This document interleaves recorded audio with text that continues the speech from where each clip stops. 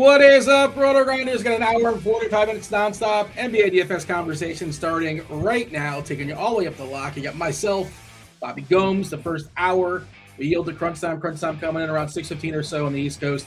Chief Meteorologist Kevin Roth will be holding that down. TJ Zwarych, and I think it's Beer. I think it's TJ and Beer. Yeah, TJ and Beer holding it down for crunch time. Taking you guys all the way up the lock. This is a Film Friday, Bobby's favorite. And Bobby wasn't sure if he was going to come in today. He's like, maybe I'll jump in. Oh, Film Friday? I'm in. Bobby loves himself a Film Friday. We already have the first clue scrolling in the bottom. The first clue is Ford. Tell me what film I'm talking about in the Discord channel, rotogrinders.com/Discord, live stream chat channel. Be the first person to do so. Get yourself a week free of RotoGrinders Premium. That's not just basketball stuff. It's all the sports, football, baseball, basketball, hockey, NBA, PGA, golf, Frolf. There's no Frolf, right? If there was, though, it would be free. Frisbee golf. Yeah, and all the bells and whistles, too. The articles, the optimizers, SimLabs, all the goods. You get a week of it. Get in that Discord channel. Tell me what film I'm talking about. Bobby, happy Friday. How are things? We excited? We got to get it. We have to get the Bobby take for, sometimes you're a Patriots fan, sometimes you're not. Someone's call you a fair weather fan. The weather's pretty good right now if you're a Patriots fan, at least not actual weather for most people. But yeah, what are we doing? Are we going to the Super Bowl again? I'm a Patriots fan through and through, but I'm just not delusional, right? Like, you can't fumble 8 times in 2 games or whatever it is, the quarterback, and expect to win in the playoffs.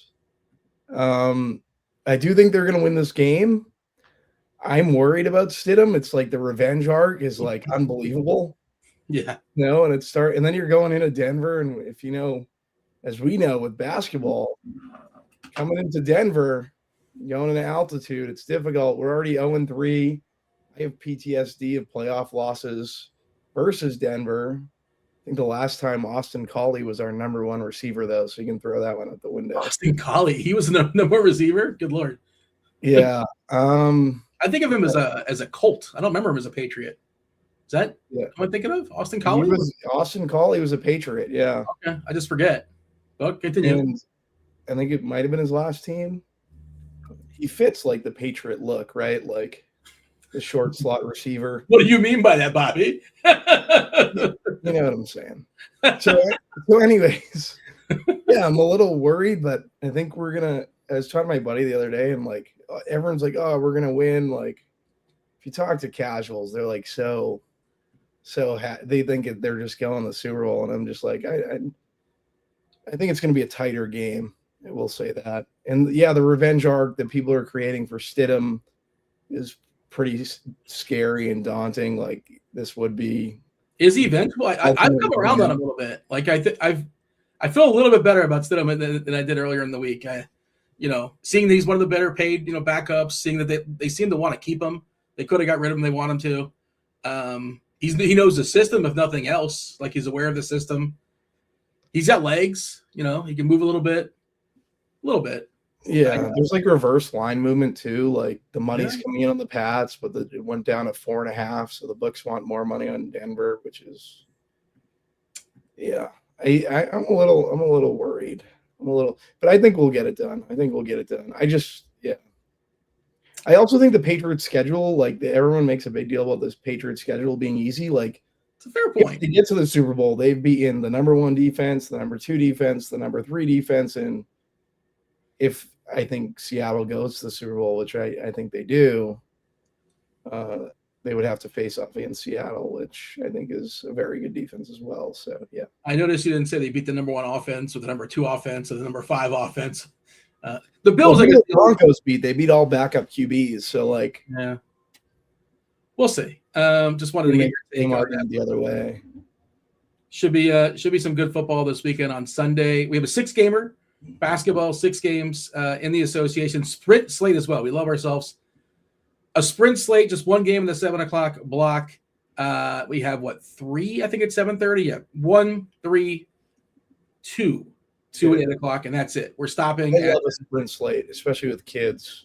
I only get yelled at for 2 locks after 7 o'clock. Is that how you break it down? Like every half hour you get yelled at, depending on if there's like a 9 o'clock game, a 9:30. Dude, NBA is tough with kids. They got to go back to get rid of the what's it called? Late swap. Go back to no late swap. It will be an interesting slate with no late swap because we have a couple, and who knows when we're going to get the news, a couple things that are kind of hanging over on the slate that may not seem that significant in theory, but actually can be very significant. Memphis is playing. They're already without several key pieces. No John Morant, who was spectacular last game. No Santi Aldama. Of course, they're out all the other guys they've normally been out without. No Brandon Clark. So basically all their bigs, Zach Edey's not available. But Jock Landale, who projects awesome. Midday downgrade for personal reasons. Hopefully everything's okay with Jock and his family. I don't know what's going on there. I didn't see the reason why. But that seems murky. That seems kind of dicey. And that's in the last game, right? The last game on our slate at 8 o'clock. And who knows if or when we'll get that news. But Landale projects spectacular. And I don't know if we're going to get that. We love the matchup against the Pelicans as well. That's weird decision points you have to make, I suppose, if there's no late swap. Not as significant, but also it matters. Like Keita, the center for Boston, is questionable. Luka Garza could become pretty interesting. Some potential cheapies at center if news falls a certain way, which in parts, Bobby, I'm curious to get your overview on this slate. We already have plenty of value. I just ask one question. I don't mean to interrupt. Why is Carlos Boozer's painted on haircut behind you? Why is his hair painted? Is that what you're asking, or why is that picture what I'm showing? Why is it what you're showing? Yeah. Yeah. Okay. So the backstory. He just did that one time. I seen you at Bobby Valentin yesterday, which I loved. That's one of my favorite sports memes. I started this bit of just putting a famous, I got just a random funny sports photo about a week ago or so. So yeah, I guess I'm kind of married to it until I run out of funny sports pictures. Feel free to send me some nominations if you have any funny sports pictures. I'm happy to appease if it fits all the qualifications and all that. But yeah, and I don't judge me, but that was in my photos. I just went to my photos. I'm like, what do I have in my photos? And that was the first thing I saw. I'm like, oh, that works. Yeah. You don't have Carlos Boozer's picture on your laptop of his head when he painted his face? No. You should. You're missing out. Great. Yeah, so I was getting to this, and I want to get your overview. I'm thinking about just punting off this first game because I don't like the first game anyway. And there are some stars in it. This is the back half of a back-to-back for Houston. Ridiculous. We talked about it yesterday as far as Houston and Philadelphia, which wasn't a very appealing game, but it did go overtime because the refs don't know what a block is or what goaltending is, and I guess they couldn't review it for some goofy reason.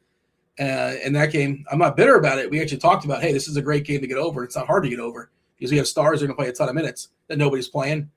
Now you got Houston in the back half of a back-to-back against Detroit. It's the battle of the Thompson twins, but it doesn't project particularly well for me. So I'm considering just punting that game off. We'll see. It's not a hard and set rule, but decent chance. And I only make a couple lineups, right? 1 or 2 main lineups. So it's not like I'm running 150. If I was running 150, different conversation, but decent chance I punt off this game.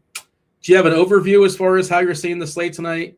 You said yesterday, actually we'll get to it, but you made a comment in chat yesterday, which is kind of relevant to today's conversation. I'm curious if you're willing to change your rule because you dropped kind of a hard and set rule. And but sometimes you got to break those rules. And I'm curious, I'm talking about the Grizzlies. And we won't dig into it just yet. That's later on the slate, but that's just kind of a tease. Yeah. You probably know what I'm talking about, but I know exactly what you're talking about. And I was actually thinking about it as the slate was progressing last night and why I do it. And you're basically saying you're going to the Atmos 4 rule. Yeah. I use Atmos 4 because you're going to get Atmos 3. You'll get Atmos 2, Atmos 1. I just wouldn't go over 4. I never want to have 5 guys from the same team and on my teams. Yeah, it worked out last night. So this is the rule that I've just been running. I used to do Atmos 3, but decided to let 4 in. I think at the start of the year. So yeah, I do like the Grizzlies tonight. I have a lot of Grizzlies just as an overview of this slate. Cam Spencer, Jaren Jackson, Cedric Coward Grizz almost got it done for me last. No, not Grizz. Sorry, I meant the Jazz. I got my teams mixed up. Grizz and Jazz. Vince Williams, I think, is important. This Jock Landale news is going to be something we have to kind of sift through, and we'll get that later on, obviously, but it's likely important as well. So, yeah, I think it's like get a lot of Grizzlies on your teams tonight, whether it's 3, at most 4, at least 1. I'm doing at least 1, Well, that's going to happen organically. That's going to happen naturally. I don't have to make that rule, right? So, yeah, I'm Broccoli Boy's giving me nonsense in chat. No, he's not. He's saying you got a deep, husky voice. That's not nonsense. That's a compliment, isn't it? I would love that. Yeah, deep husky voice. And it goes with the stash. The stash, yeah. Which I also think his girlfriend would appreciate. We can ask her. Yeah. Yeah. So basically, just all the Grizzlies for me. I think if I was paying up for studs, I like Jalen Williams at 3.7. Jalen Williams, we have question mark, right? Don't we have a? No, he's in. The good Jalen Williams is out. The bad one's been upgraded. The not as good one is going to be available tonight. Yeah, I like the bad one a good bit tonight. So I know why you're skipping the first game. There's not a ton of value in it. Yeah. I do think the Rockets on a back-to-back benefits a guy like Cade if we can just get into Houston and Detroit. I'm sorry I'm skipping your intro, but yeah, we'll get into it. I like Cade a little bit, especially if he's going to be like low-owned comparably to the other studs. Amen Thompson at 8,500. You mentioned the Thompson brothers. Yeah. I'm not getting much Amen in my 150. I am getting a little bit more Kevin Durant, but the one play that stands out for me is significantly Cade, under on Sengun, under on Jalen Duren, under on Jabari Smith. But those are the guys that are like hitting my teams, but the only one I have slight leverage on is Cade. Yeah, and it's not hard to get leverage. I'll give the introduction. Houston's at Detroit. 217.5 is the total. Detroit is a 5-point favorite at home. Houston back-to-back and travel. As far as who's in and who's out, Steven Adams, he's going to be out for a while. Tari Easton's also out with an ankle/injury management. So they are a little bit thin as far as their bigs. Aaron Holiday's questionable with his back. Detroit, Cade Cunningham is officially probable with his hip. We're expecting him to be a full go. Karis LeVert is out. He's still out with the fish illness. Duncan Robinson's got that back, but he's expected to play. They're pretty much fully healthy with the exception of Karis LeVert. Holland's on the injury report with his illness, but he's expected to play as well. But you are getting essentially a fully healthy Detroit team. And Houston's a little bit beat up, a little road weary as well. But they have been pushing those guys so many minutes. Some would argue too many minutes, especially for something like Durant. They played overtime last night too. I'm not saying don't play Cade Cunningham, and I don't think that's what you're hearing either. But I just don't think I'm going to, because I just don't make enough lineups, and eventually you run out of spots, and that's just how it goes. But I don't disagree. I think Cunningham is an excellent play in tournaments. Just this spot, though, isn't necessarily appealing. Both the Thompson twins are spectacular defenders. Both these teams are good defensively, collectively, right? Detroit, the second best defense in basketball, defensive efficiency. Houston is 7th. If we're looking at you want to go even like a shorter, that's for the entire season. Most recently, Detroit by almost 7 points, by more than 7 points, the best defensive team in basketball. They've been spectacular defensively. So I don't really like picking on them, especially with the Rocket team, the back half of a back-to-back that played a ton of minutes last night. Did they go to OT last night? Who won? Yeah, that was the game against Philly. Yeah. Yeah. And Embiid played too many minutes. I have a buddy that plays on FanDuel, and he was pretty upset that the game went to OT because he had Embiid. Well, did you? Wait, he had Embiid. That was good if you had Embiid. No, he didn't have Embiid. Sorry, oh. he was 2 under on Embiid. He I don't know which center he played, but he was upset that the game went to overtime. Do you want to guess how many minutes Embiid played last night? 39. 46. Oh, yeah, that's not good. Yeah, I mean, I'm not saying it's going to happen, but, if only there's some predictor for somebody that has all these injuries. Yeah, it You're seems like probably not supposed to play up near 50 minutes you ever. probably shouldn't play that many minutes. Yeah, with those knees. Yeah. Kirkwood. Someone mentioned Kirkwood in chat. I talked to Kirkwood today. Yeah, And my ADHD is just the worst. you're talking about Kirkwood or you're talking about yourself? I'm confused. No, someone mentioned Kirkwood in chat, and I had spoken to Kirkwood earlier. Okay, is he doing all right? He's doing all right. He's always banged up. Yeah. Oh, he's got that finger, right? Did we get a finger update? That finger, he had to go to a dermatologist or something. Is he questionable on the injury report? I didn't see the RG injury report today. I don't think it's Beer and someone else, right? Yeah. I don't know if he called out or anything, but hopefully he's doing all right. Yeah. Yeah. So you gave your thoughts here as far as Houston, Detroit. You said your favorite play is Cade. Cade's your favorite play in this game? Cade, yeah. I think Cade, first game back, getting the Rockets on basically a back-to-back, that defense. Should be getting low ownership on Cade. So Cade's really the main play that stands out for me. Second clue for our movie. No, it's not Movie Monday. It's Film Friday. Don't get those two confused. It's two completely different games. This is Film Friday. Got a lot of guesses that came on through. Not The Godfather or The Fast and the Furious or 8 Mile or Thelma and Louise. It's not Starsky and Hutch or Days of Thunder. A lot of other misses, but maybe this will help. Second clue is Captain. Captain is the second clue. We have Ford and Captain. That's our first two clues. We're done with game one, right, Bobby? Moving on to the 7:30 block. Yeah, what was the clue? We didn't get. Did someone guess the movie yet? No, the clues are scrolling at the bottom of the screen. If always I like the 8 Mile guess. You like 8 Mile? I like that guess. Okay. Because he works at the Ford company, doesn't he? Work at the Ford company? Yeah. I didn't know why. I didn't put that would be like one of your. I feel like. Yeah, that would make. I don't recall that's what the Eminem did, but that makes sense. I remember there was a factory scene, so I guess that does check out. Brittany Murphy in the factory. Yeah, that's right, Brittany Murphy. And all hot and heavy, There were some scenes, Bobby. Let's not get too excited.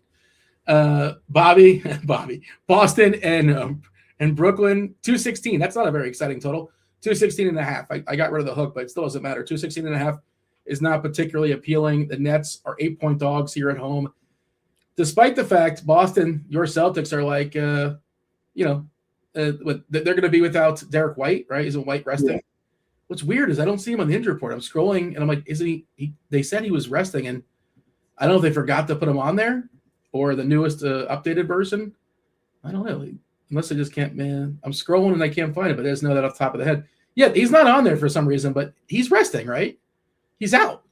Okay. I don't know why. Somebody, whoever's working for Boston, there's a typo. Unless he's somehow been ruled in and I missed it. Josh Minot is out. Kato's officially ill. He's questionable. This is as of the 5:30 injury report. So, again, Derek White's not on there. But I thought for sure he was ruled out last night. Didn't they rule him out last night and say he's going to rest? He's going to chill? I thought they ruled him out. Yeah. If he's out, it's obviously a very good spot for Pritchard. Sure. 3% usage bump there. 1.21 fantasy points, I think. Fantasy point per minute goes up there. So I want to say I like Pritchard a lot. Yeah. The Sims are telling me otherwise. They're telling me that I should be playing Jaylen Brown, who I cannot stand to play ever. Why? Be under on Pritchard. Why do I not? I just can't get Jaylen Brown right ever. The other night, he hit a flame and he left the game. And I'm like, oh, I rostered him, so that's why he got hurt. You attribute it to you got that ability. Yeah. Yeah, I think Pritchard is a good play. I'll probably be under on him. Jaylen Brown's my favorite in this game. $10K for Jaylen Brown seems expensive, but he's been playing so well. He's justified that price. He's justified the price. I just don't get it right. Like I said, Nets are really bad defensively. Kind of fits their game, Jaylen's game. He can really hit you in transition, and that's where the Nets really struggle. So I think Jaylen Brown's the guy for me. Pritchard, I'm going to be under on. I feel like the field will probably be over on Pritchard. Namus Queta, we have a questionable tag on too, correct? Or 5-7 for Queta. Yeah, Queta's got a Q tag, and the assumption is that Garza would be the guy that's the biggest benefactor. And we actually have an if-then on this. And the Boston bigs, it can be kind of dicey, but we're giving Garza. This is under the if-then assumption. If we happen to lose Queta, we're giving him 25 minutes. He's a pretty good fantasy point minute player, so we're projecting 27-ish. FanDuel DK is a median. So he would be a very, very strong play. Center is also really appealing, especially if we do not lose Jock Landale. There's a lot of other options on the board at center. Mark Williams, Kungwu. I like Jared Allen that nobody's going to play today. Well, Triple J, you probably play at power forward. I do like Jaren Jackson Jr. That's the guy who I never get right because he rarely gets there. But, I'm a sucker because we'll be talking about him later on. Last man standing versus the Pels. But I think that Garza is a really strong play, and that's in part one reason why I don't really want to get locked in on too much Houston, Detroit. And I don't know when we're getting this news. We might get it at the bell at 7:00, right? Basically when you basically get to put out your starting lineup a half hour before. Now it's Boston. It's possible Boston's going to tell us at 6:00 or 6:30 what the deal was with Queta, but we don't. More times than not, it seems like that's not the case. Maybe we will. But if Queta's fine, he's certainly playable. Where would you have Garza's game? What's up, Bobby? Where would you, if Queta's out, where would you have Garza's projection? Well, I would say about 20 minutes. 20 minutes. He's still playable-ish. I think he's playable. That's where we have him at 20. I don't love the environment, just these two teams, because they both play really slow. There's the two bottom 5 teams as far as pace. I think Brooklyn's the slowest in basketball. No, Boston. I knew one of these teams is the slowest. Boston is the slowest. Brooklyn is the 4th slowest. I thought coming into the season, Boston was going to play fast and just fire a bunch of threes. Got the threes right, but playing a lot slower than I expected. Queta, if he plays, we're projecting 27 minutes, and he projects pretty well. Don't mind him at all. Projection-wise, like Landale's better than all these guys if he plays, assuming there's nothing goofy going on. Which is something you want to wait for, too. So I don't know if I'd go overboard on Queta. It's weird because Landale can also not start. There's a decent chance he doesn't start. Like Triple J, they can start him at the 5. And you just love centers against New Orleans. New Orleans has been an absolute goldmine. Derek Queen's raw, very, very raw, especially defensively. That's one reason why I like Triple J. And I would say that I'm probably going to have Triple J or Jock Landale in every lineup if Landale's in. I would imagine it. And if Landale's out, and I say every lineup, I don't make a lot. I'm probably going to play Triple J in basically every lineup that I make. There you go. Again, famous last words, trusting. Famous last words with him for sure. I was about to say that. It's not been great. No. I Hugo Gonzalez at 3-1 and Shireman at 3-3, I think, are in play for what it's worth on the Celtics side. When you take out Derek White, both have. Do you need Queta out for that, or you're saying they're in play either way? I think they're in play either way. I think they're in play either way. Okay, all right. The one thing, I didn't get any Garza, and I wonder if my projection's too low for Garza, and I don't know where I should be bumping it. If I'm just gonna. We got to go from 20 to 25. So 20, and he would get 5 more if we lose Queta. And that 5 more. Yeah, so then I'd probably it would probably slam Garza for me, I would imagine. Yeah, I'm way under. Only, which is kind of a bummer. Way under. Say it again. I'm way under relative to where RG is at. You guys are at 20, right? I'm at. Where are you at? How do you make your own projections? Yeah, mine are. I got to fix this eventually. What do you have it at? I have him at 17. Oh, that's not crazy, but I think it's as a median. I go a little higher, but that's not crazy. He certainly can play 17 minutes if Cato plays. Yeah. How do you feel about Hauser? You were talking about Shireman and talking about Hugo Gonzalez. Isn't Hauser better than both those two? Or he's also not 3-1 or 3-3. He's 5-2, right? Like he's making my pool, but like 3-1. Hauser on FanDuel, 5-2 on DK. 5-2 on DK. Yeah, I'm looking at DK. I wanted to stress he's a really, really good play on FanDuel. So is Pritchard. Yeah. Pritchard's on DK. I'd probably play him on FanDuel and go under on DK. 6.5 on FanDuel, Bobby. That's a really good price for Pritchard over there. You don't get the 3-point bonus, but distinctly cheaper on FanDuel is usually a good sign. And the absence of White, a lot of opportunity. Yeah. No, I get the FanDuel play with Pritchard. Yeah, on the net side, Michael Porter Jr. has been fantastic all year. 8,200 for him, probably come around the field. Not many nets I really want to get to today. Just looking at it, like it's literally Michael Porter Jr., and that's pretty much it. I don't know. The big question mark for me is like Jaylen Brown and Pritchard. I'm going to lean Jaylen Brown. And then I have to bump Luka Garza's projection, and I would imagine he becomes a very strong play when I do it correctly.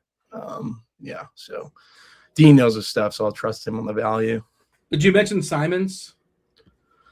Yeah, I'm under on Simons. I know he opens up as well, 5K for Simons. But yeah, currently I'd prefer Pritchard to Simons.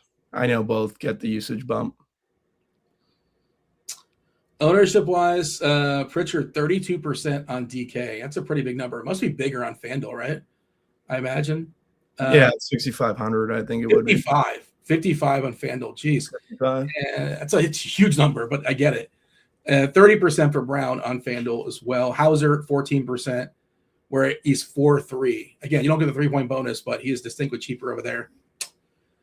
And you mentioned Porter, and I guess that's the only guy. I shouldn't say the only guy, but no, really the only guy. Like Noah Clowney's making my 150, but not getting much. Yeah, Clowney, Claxton, but they're both kind of not a great price.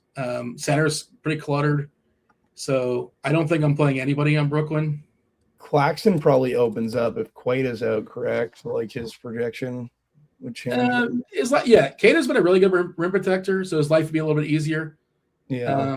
So that's a fair point, but I don't know how much difference it would matter as far as projections. Or projections even consider that kind of thing? I'm not on the projection team, but it's an interesting thought process. I used to be the person that thought DVP was so important, and I've realized that it's just not. Well, we have the defense versus archetype stuff, and I think that's useful where, DVP is like, and I hear people say this, and sometimes it matters. So they say, centers against Brooklyn or whatever. And it's like, Nikola Jokic is a center, right? Nikola Jokic is a center, and Keita is a center, right? Do those guys play anywhere near the same kind of game? No. Like, so centers do different things. Some centers, you'll handle the ball more. Some centers step out behind the three. I think I said it more like I should like make this a qualifier. I think it matters in NBA. In the NFL, I don't think it matters at all. Yeah. Well, who's guarding who, that kind of thing. And I used to think like I was on the side where people would say, it doesn't matter, and I'd be like, it's a good qualifier. I don't even think it's a good qualifier at this point. Like, but does BVP matter? Does that's the most BVP important? Matters? Yes, BVP matters. BVP might matter the most, in my opinion. Just clue number 3 for Film Friday: Ford Captain. No winners just yet. No winners. No winners. A bunch of guesses coming on through. It's not the Postman or the Expendables 3. I'll tell you this. It's none of the Expendables. You don't even tell me it's 3. None of the Expendables. It's not Clear and Present Danger or Cop Car. I'm not sure what that is. Or the other guys, or Independence Day or Apocalypse Now. The third clue, Bobby, I know you're playing along. It's Park. It's scrolling in the bottom. Ford, Captain, Park. Shall we scoot along from game number 2? You want to knock out the Kings and the Cavs? We can scoot along. These clues are hard. It's a Friday, Dean. You should go easier on the people. You want to spoon feed it? I want somebody to earn it. I want somebody to earn a premium. Yeah. Spring training starts February 2nd, according to Lippy. There you go. And we also have the baseball classic this year too, which I guess a lot of players will be not with their teams, practicing with their respective countries. I have a question. Do you think the Red Sox will be good this year? I haven't put enough thought into it. I'll be honest. I don't know. I haven't dug in. Yeah. I know they signed Bichette, right? Did they sign Bichette? No, Bichette, one of the Mets. The Mets, yeah. See, again, when the sport's out, the Mets got Tucker too, I think. No, he went to the Dodgers. He wanted the Dodgers. How did I miss that? The Mets made an offer for Tucker. Yeah, they got Freddie. I love the Dodgers. They're stacked. That lineup's so stacked. They're pretty good. They look pretty good. Pre-flop, but it's baseball. Any terrible team can beat any good team in a 3-game series or a 5-game series. Yeah. That's how it goes. That's the nature of the game. You know that. Toronto had them the ropes and let them off the hook, in my opinion. Well, make sure you remind TJ when he jumps on. I'm sure he's not over it just yet. TJ's coming on in about a half hour or so at crunch time. The Kings and the Cavs, 233.5 is the total of the Cavs. They are 13-point favorites here. Who's in? Who's out for this affair? Keegan Murray's still out for Sacramento. Otherwise, nothing new. Their rotations stink. They're trading away Sabonis I don't know who's trading for Sabonis. It's like an all-time low as far as his value, but they're not playing him. It's very strange. They're playing him, but not enough. He's not starting over right now. He's playing like 20 minutes some games. The most unserious sport team in the NBA, I think. In sports. Well, I mean, the Rockies exist, the Athletics exist, the Marlins exist. So I like the Athletics. I root for the Athletics, Dean. Yeah, well, I mean, they don't have a home. In theory, they're going to have one at some point if Vegas gets their way, and if they get their way. Vegas is having a rough time. I hear everyone's just gambling from their couch. I haven't been in a while, but I hear and also apparently the prices have skyrocketed as well. Everything is not millennials or no Gen Z. They don't want to go out and party, so there's like no draw to Vegas. Yeah, I don't know. I haven't parted. You go to the pool parties much? You go to a lot of pool parties in Vegas, Dean? When I was there, I don't like the sun. It's like a general. Yeah, you live in Florida, but you don't like the sun. That's it's burns you. Yeah. Both my parents had skin cancer. So that's one excuse to not like the sun. But all right, Kings, are you a big pool guy? I can see you being a big pool guy. I like the pool. Yeah, pool parties in Vegas were fun. Yeah, I'm not far from the Hard Rock, and they had pool parties here every once in a while. But I got invited because I'm a whatever VIP, not whatever. I'm on some list. Nasty though, I will say. What's that? The pools are pretty Probably. You don't want to know what's going on in that pool. You don't know what's going on in that pool. Put an extra dose of chlorine just in case. Yeah. Sacramento and Cleveland, 233.5 is the total. Did I give Cleveland's body parts? I'm not sure if I did or did not, but I should reiterate. Darius Garland is still out. Stan Merrill, he's got that hand, so he's not playing. Otherwise, we're clean. Kings and Cavs, what do you got?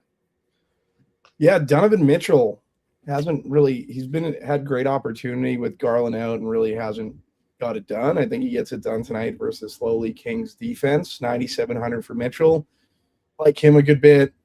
Front court's a good matchup for Evan Mobley. Just right after I said defense versus archetype doesn't matter, but it does matter for NBA in my opinion. I should have rethought saying that. Those are like my two favorite from this game. Naquan Tomlin. I have no idea who this is, Dean. Maybe he can fill me in. You can fill me in. 4,100 for him. He's been stealing minutes from Hunter. It looks like he's past Hunter, but I still don't think I'm getting there on this slate. We're giving him 20 minutes and good. I'm getting to him, so I have to change that. He's not unplayable, but he's unplayable for me because I'm only playing a couple lineups. You're running 150. Okay, 150. I'm getting left. You can allow him in the pool that's infected with whatever's infected in the pools. But yeah, I wouldn't play Hunter. That I would say. Cross out Hunter. If he's in your pool, cross him out. He's been on a negative streak. He's I'm getting under 1% of Hunter. And Lonzo Ball. Speaking of, he's probably not popping up, but he couldn't even get in the Ball Brothers game. He was a DNP CD in the Ball Brothers game. That's how damn bad he is. We're projecting him for 2 hits. What's wrong with his knee still? I think it's probably that. He's just not been good, and I imagine it's somewhat injury related. Yeah. I always like Lonzo. It's not good. Russell Westbrook, I think at 7,900 is someone you can run back a little bit here if you're playing Cleveland. If you're playing some Sacramento guys, sorry, but Cleveland. Obviously, Cleveland's going to be on the other side of it. DeMar DeRozan, I think in 150, he's run back eligible. That's really it. We should talk about Jared Allen, 6,500. Center's pretty much a wasteland, so if you wanted to pay up and be different for Allen at 6,500, I think that works. Yeah. I don't know, 150 like Jalen Tyson, Malik Monk, they can make your teams, but they're guys that are just like fill-in players, I guess. It's really Westbrook and DeRozan for me on the Sacramento side. I like center more than you do. Like if it's some of the guys you can play it forward, but like Jalen Williams will talk to. I like him. Well, I'm talking about like for spends. It isn't like the great spend center night, right? Yes, yeah. Well, it's Şengün, who like you can always play Şengün, but I'm probably not. I'm probably not playing Duren. I'm fine with Mobley, but if I play him, I'm probably more likely to play him on power forward. Yeah. I like Triple J, but I'm more likely to play him on power forward. You could play a Kungwu. Landau like makes sense, assuming he plays. We don't know. Midday downgrade, questionable personal reasons. He could be like not even in the building for all we know. I think Mark Williams will get to him. Is pretty well positioned. He's well rested. And Jared Allen is not really going to get played. I don't think we haven't single digits currently. And you mentioned the events versus archetype thing, and like I don't really think centers versus teams, but I do believe defense versus archetype matters. And when you call Jared Allen a post big, which that is what he is, right? If you're going to give him a tag, you're going to call him something, a post big. We have like 8 or 9 different options, like distributor, combo guard, depending on what our team labels certain players. We label Jared Allen a post big, and this is the best matchup in all basketball against Sacramento, fantasy wise, 4 post bigs. Sacramento gives up a ton of points in the paint. I think the second most points in the paint, if I'm not mistaken. Jared Allen scores like 75% of his points this season in the paint. That's where he lives. Putbacks, dunks, boards. Also, I believe Sacramento gives up the top 5, top 6 as far as rebounds. It's just a perfect matchup for him. And his minutes have been on the rise, like earlier in the years, like 27, 28, 29. We've seen him reach over 30 of late. There's a threat of a blowout, which can kind of halt that. But I think if this game somehow stays close, I think he's got a decent chance of getting 30, 31. So I do like him. I don't know if I'm getting to him, but I really like him for tournaments. Just because, again, I only make so many lineups. You mentioned Mitchell. You like Mitchell, right? Yeah, I like Mitchell. Good matchup for Mitchell. You're removing Garland. He hasn't got it done. I think he gets it done tonight. Him and Mobley, I think, are strong plays. Anything else as far as Sacramento and Cleveland? No, I think we've covered it. We can move on, Before we do, let's give the people the fourth clue. Fourth clue for Film Friday. Ford, Captain, Park, Fall. Fall is clue number 4. Get in that Discord channel. Win yourself a week free of RG Premium. Discord channel again, RotoGrinders.com/Discord live stream chat channel. Tell me what film I am talking about. So it's the Suns. The Suns taking on the Hawks. 232.5 is the total. The Suns are 2.5-point favorites at Atlanta. Who's in? Who's out? I believe Phoenix is fully healthy. Yes, they are. Everybody is healthy, even the bad players for Phoenix. They are all good to go. Zinger, no Porzingis. He's still out for the Hawks with that Achilles. Ricochet still out with his knee. Otherwise, I believe they are good to go, right? Anybody else of note? Not really. Yeah, Atlanta, Phoenix. We were talking about this earlier in the week. Jalen Johnson was hindered to some degree, lost some usage with the arrival of CJ McCollum, but we saw last game that was really not, at least I didn't freak out about it. It was small sample stuff, like 160 minutes. We had a big bounce back game from Jalen Johnson. I mentioned earlier, Mark Williams is one of those cheap centers that I'm pretty interested in. Don't mind a Kungwu on the other side. Fully healthy again, Phoenix. How do you feel about the Suns and the Hawks? Yeah, so I'm feeling it. I've been feeling it, Dean, in DFS. Yeah. I was close to a big hit the other night. And my mistake was Okongwu over Jalen Johnson. Jalen Johnson went for a triple-double. And I don't know, it just... What's a salary thing, too? Like, obviously salary matters. Well, I know, but I decided that I was going to play Okongwu. It's a salary thing, obviously, but yeah, I should have had more Jalen Johnson looking back on it. But yeah, Mark Williams, I'm with you. I think he's a really strong play. Should see full minutes tonight versus Atlanta. Atlanta's getting killed at the basket. So with them not having a game tomorrow, I think Mark Williams has fresh legs. I think he's probably my favorite Phoenix Sun. From there, he's mine too. From there on the Suns, Grayson Allen, Connor Gillespie, Dylan Brooks, another guy. I think I was on the last time I was on the show. I was like, oh, don't play Dylan Brooks. And then he made one of my lineups, and it was one that was in strong contention, and I should have just axed like fully. But he made the team. So I don't know. I'm off like mainly a lot of the guys on the Suns except Mark Williams. They're all just mainly filler pieces in 150.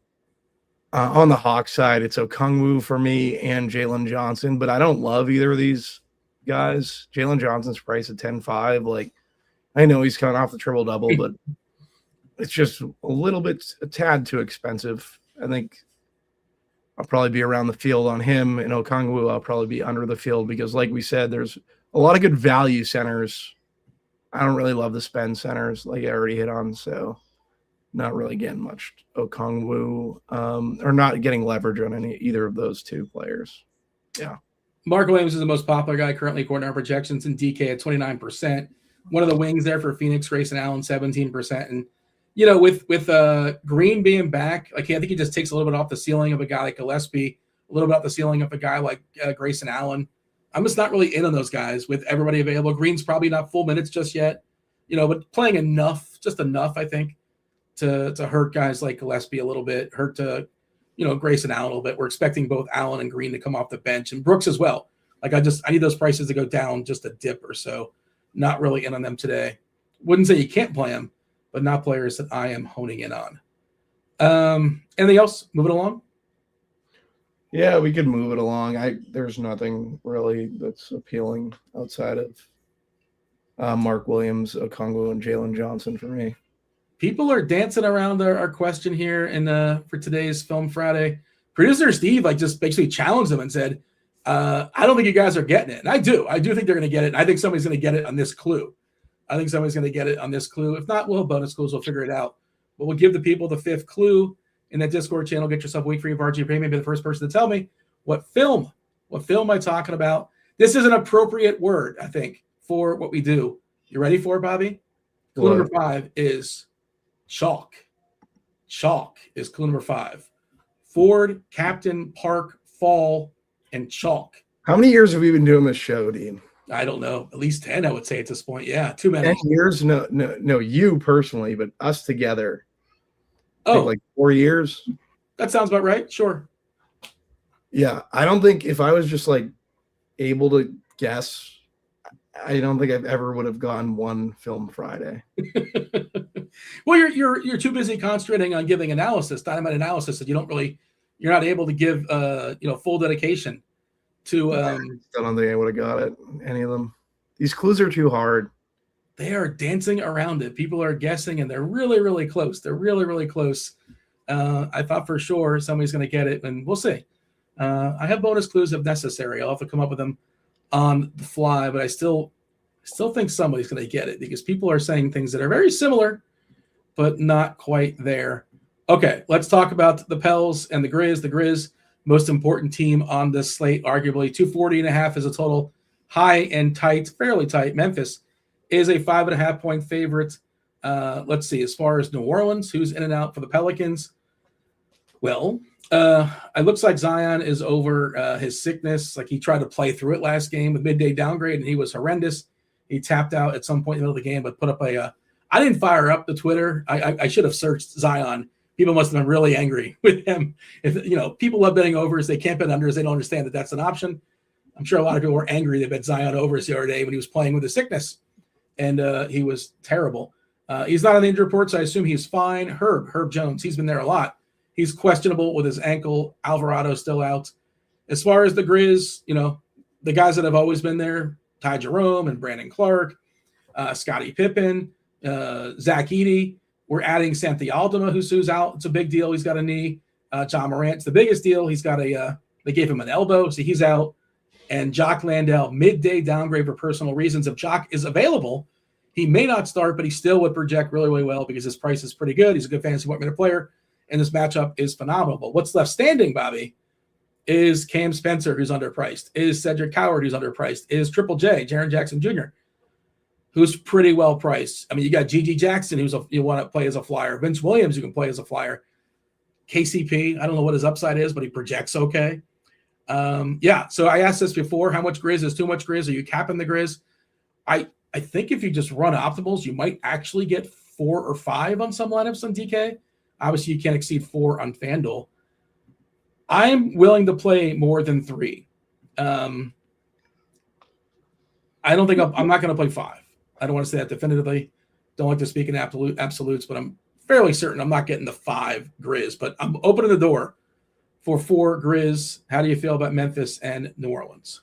I think you definitely play 4 Grizzlies tonight. I never do 5, so I'm not going to be playing 5 guys from the Grizzlies on my team. Just with that Atmos 4 rule. Cam Spencer slotting in for Ja, likely starting. I think he's the best play from the Grizzlies at 5,700. Jaren Jackson, like you said, great matchup, and he's been horrendous. It's going to be 7,400 for Jaren Jackson. I'm going to be over the field on Jackson, and by the end of the night, I might be unhappy about it. Yeah.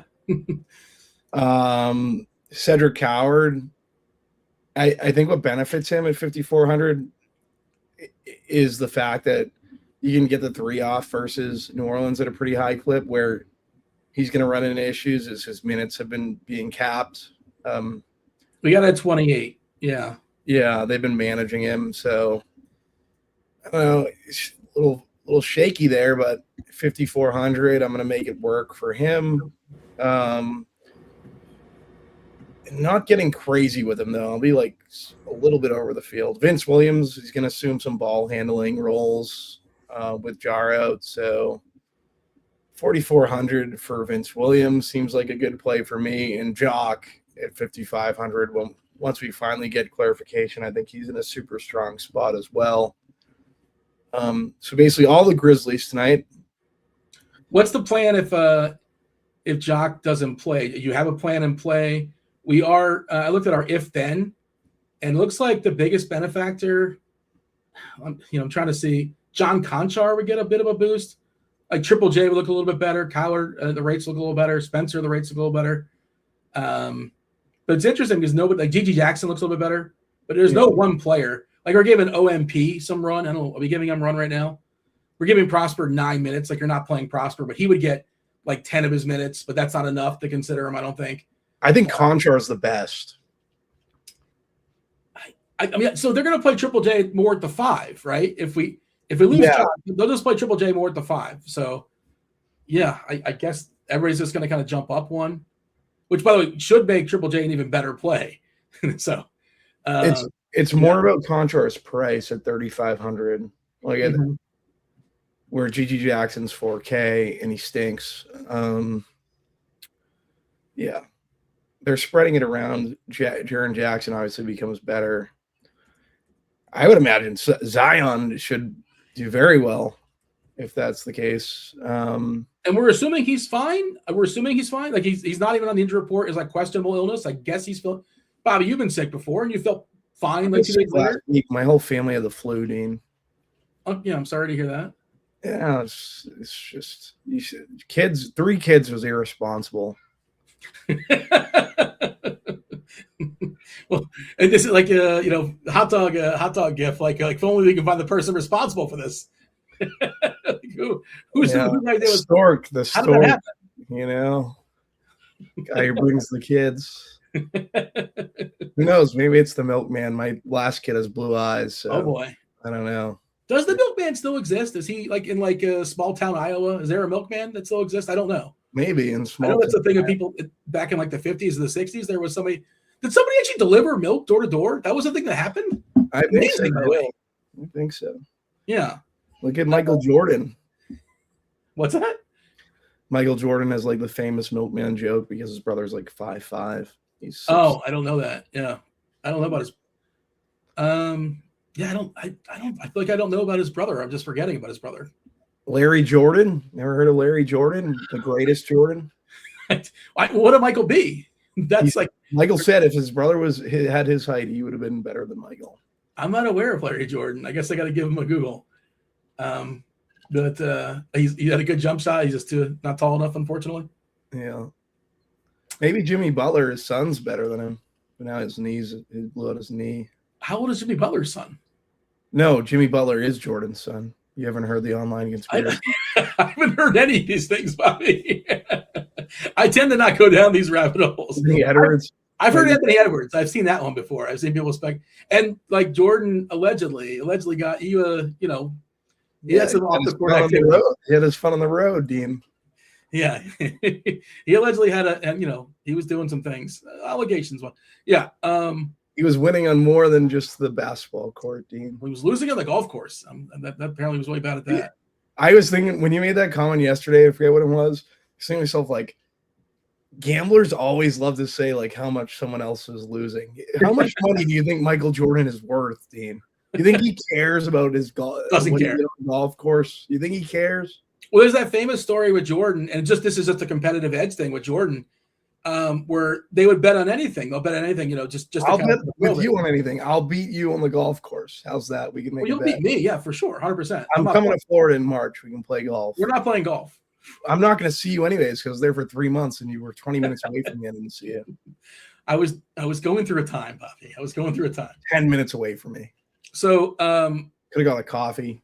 The famous story, Bobby, was that Jordan they would bet on whose luggage comes out first. They would stand at the you get off the plane, you wait to see where the luggage comes out. This doesn't surprise me, Dean. Men like to gamble.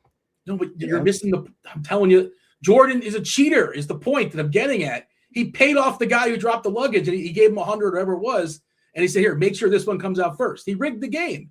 Not like in the '90s. All these '90s guys get away with the early '90s guys. Bo Jackson. You don't think that guy was juicing? Yeah, I know. I'm not talking about juice. I'm just talking about Jordan. He legitimately cheated. He frauded his teammates. He also punched some teammates in the face. He legitimately frauded his teammates because he rigged the game of what piece of luggage is going to come out next. Betting on because he made sure his came out first. We have to talk about the Pacers and the Thunder. But we do also need a winner for today's Film Friday, which I don't think we have one just yet, which is crazy. This will get us there, I think. And you can guess as many times. No unlimited guesses. No unlimited guesses. Fire away. Bonus clue. Climb. We'll give you a climb. There's your bonus clue. Climb. And somebody's going to tell me the name of this movie. Film. In just a few minutes, I imagine. It's going to be coming in shortly. If not, I have another bonus clue. Let's talk about the last game. The Pacers and the Thunder, 226.5. That is the total here. OKC. It's because no one's seen it. But first of all, they should have seen it. Secondly, I didn't even know about it. Oh, is it that mountain climbing movie? Bobby just ruined the game. Why don't you? The one time, 4 years, and you finally get it right on clue number 6. I didn't get it right, but is it? You'll never guess who won. Guess who won. There you go. Yes, Blink-182. So tonight on Netflix, there's actually an event. He's climbing a skyscraper in Taipei, which I think is morning by then. Are you aware of Alex Honnold? Free Solo? Yeah, I've watched Solo, yeah. Yeah, so Bobby's seen it. It was like high anxiety. Spoiler, he survives in Free Solo, otherwise he wouldn't be doing the event tonight.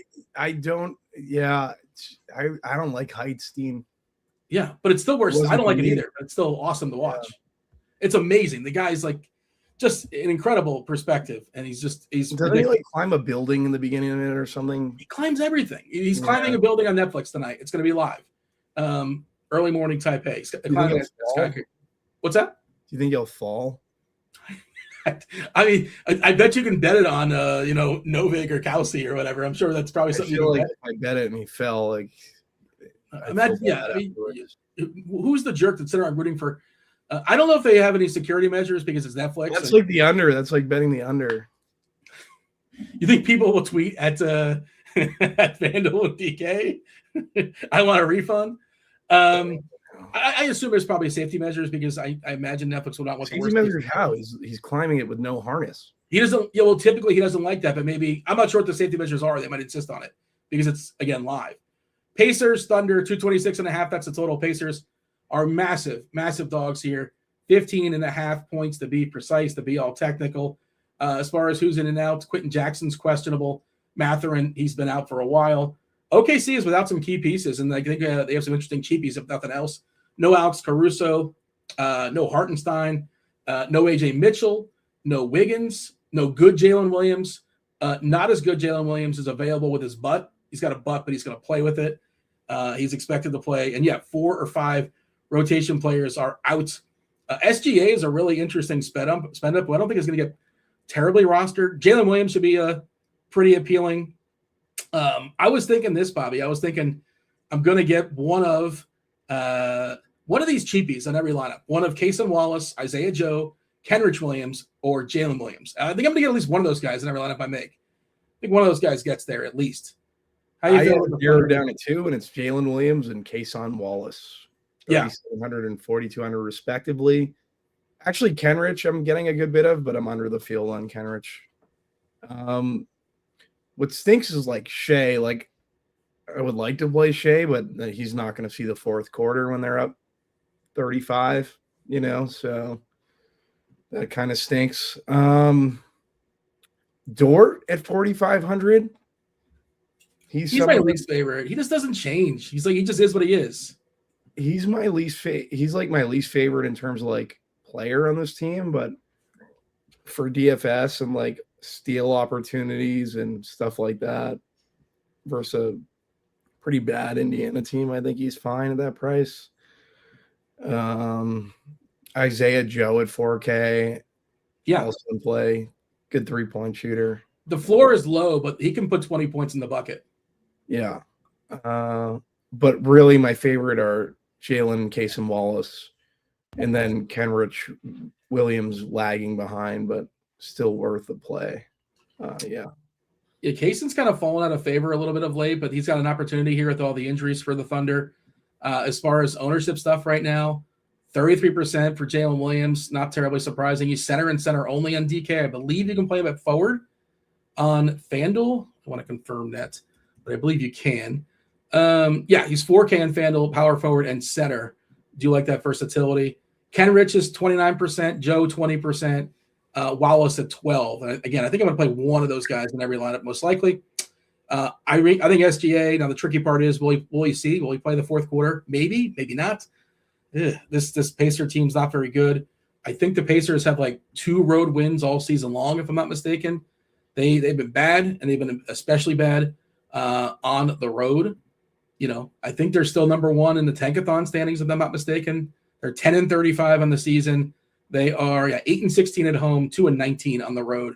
Thunder, massive favorites here. I don't think I'm playing any Pacers. You playing any Pacers? I'm getting like Siakam, Neesmith, and McConnell, but I'm not really. They're just like filtering into my 150.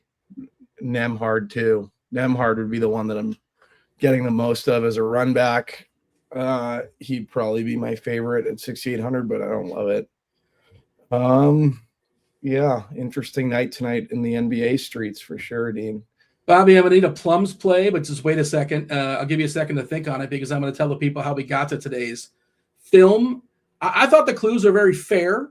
Maybe not a lot of people saw it, but also this is very much in the news because, again, our guy Alex Honnold, I think it's 8 o'clock live tonight on the Netflix, will be climbing a skyscraper in Taipei, which I presume it's got to be it's like 12 hours difference, right? Early morning over there, 13 hours difference. I have no idea. I don't even know you understand how time zones, right? I don't know where Taipei is. Asia? I figured it was far away. It probably is no harness because that's why it's over there. They don't have laws over there, right, Dean? Although they have, I haven't been, but I presume they have. I think Netflix is probably going to insist. Probably doesn't want to do it with a harness. He doesn't want to, but I imagine Netflix is insisting because he likes to go. It's literally called free solo. He doesn't like. His parents should be insisting. Why would you ever? It's like such a terrible thing. It's more of a thrill, I suppose. I'm guessing it's it's like DFS. You get a thrill every night. Isn't it thrilling to play? Sharon Jackson blows up your teams. You get a thrill.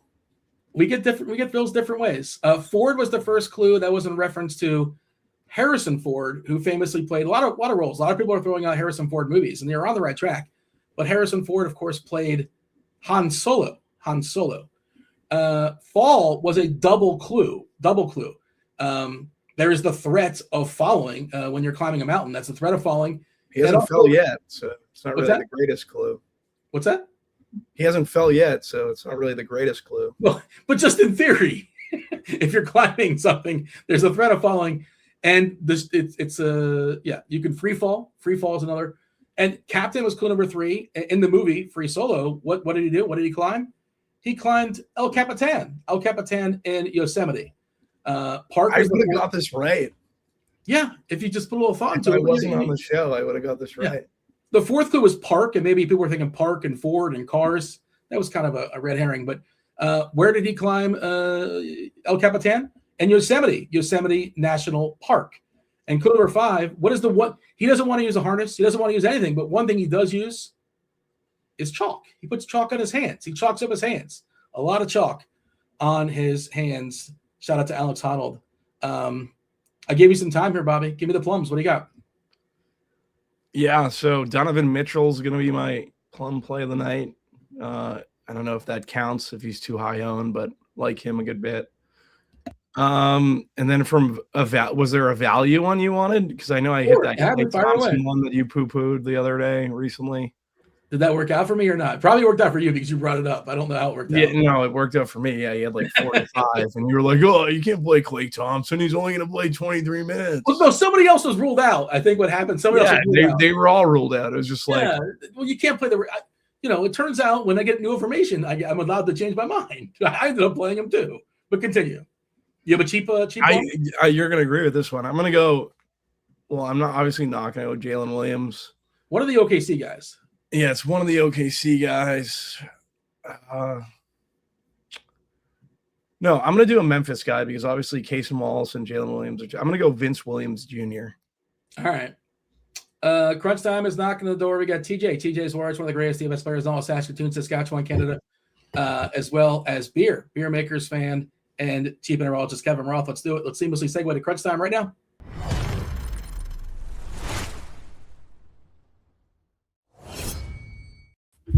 So producer Steve was telling me that nobody knows what Free Solo is. The people are not aware. Bobby was well aware. Do you guys, anybody know what I'm talking about? Free Solo? Are you guys aware of Eric Honnold?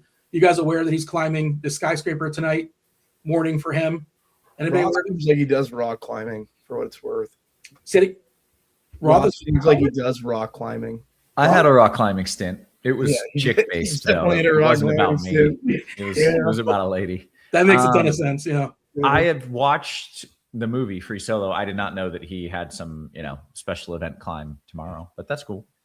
What do you think of the movie? I thought it was beautifully shot and like really anxiety. Yeah. Like if you're an anxiety person. Yeah, I enjoyed it. Well done. Yeah. It's good watching from my couch. Right. Yes. TJ, this is your world, movies at least. Any idea what I'm talking about? Yeah, I'm aware of the movie. I think I've seen it. It's not Marvel, so TJ. I might drop in, TJ. Well, I mean, I wasn't aware of the event. I don't have any thoughts on the movie. I just feel like it's been in the background where I've been present before. Do you have any thoughts on the event? Does he make it or does he fall? I don't know. I just found out about this event 5 minutes ago, but I'm probably team he doesn't fall. He's gonna make it, yeah. I'm team he doesn't fall either, but like, why would you even risk it? It just doesn't. This is what he does. What even? That's his. He's a professional. He's not gonna fall. You already did one. They made a movie about it. It's time to retire, bud.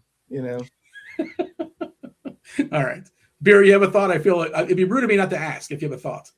I just learned of this myself. So I had never heard of the movie. I never heard the name. I have seen the Netflix, just being on Netflix, you see this big event. So there's no way in hell he falls. I'm just going to say that. It's not happening. So I don't know if I'm going to watch it, not watch it. I haven't really got there. So. If you bet that he falls, you're a bad person. You're a jerk. That was a Roth lock, though, so I might have to. Beer said no way he does. Yeah. You jinxed it now. Yeah, now you got to bet the other way. Tell me that sound like Kalshi or something that you can actually bet on this. It's got to be, yeah. He definitely can. Yeah. But yeah, I'll check it out. I imagine, we'll see how that turns out. But do watch Free Solo. It is worth, even if it's not something you're into necessarily, it's really, really well done. And it might give you anxiety. It gave me a little anxiety watching it, but it was worth a watch. And it sounded like TJ really loved it. He sold me. I was on the family. Said A+ content, Dean. Were they saying the movie or our show? Just the show. I think the show. And that's our guy J3. Shout out J3. Nice. Hit that like button. Do subscribe. Turn on those notifications. Do not go anywhere. We have 40 minutes of crunch time. Ross holding it down. Roth, take it away. I am indeed. Good stuff as always. Welcome to it, ladies and gents. It's crunch time. I do not have a weather report for the climb. Sadly, got to look in the forecast in Taipei. Yes, producer Steve is ridiculously handsome. He's got an adorable family as well. But I'm here with two of the sharpest and best looking men in the industry. TJ Zwarych, looking baby-faced, looking fresh, looking ready. What's up, man? How are you? Yeah, I have the opposite beard growing ability as beer, but that's what we want on this show. We want cash games and GPP. We want the variety. We want to be able to cover everything. So that's why we make a pretty good combo. And yeah, doing well. A little tired. I've been on air for the last like 2 hours now because I've been talking about Percy Jackson, and then I transitioned straight over to here. But yeah, life's good. Ready to chat some basketball. Very good. We'll hit you with a little refresh, talk about some hoops. I just want to put this on screen. Yeah, I saw that. Well, you answered, so yeah. I mean, winter storms are no joke when they move into the South, and we'll leave it at that. We got beer in the house as well. You are looking svelte. You've been running cardio in. What's up, man?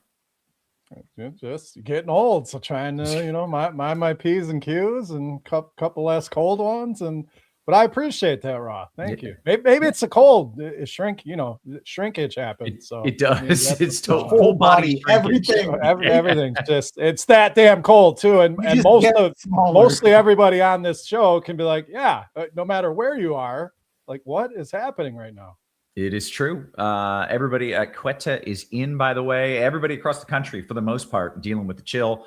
I did get some news in recently. My kid's school is canceled, at least Monday, probably Tuesday.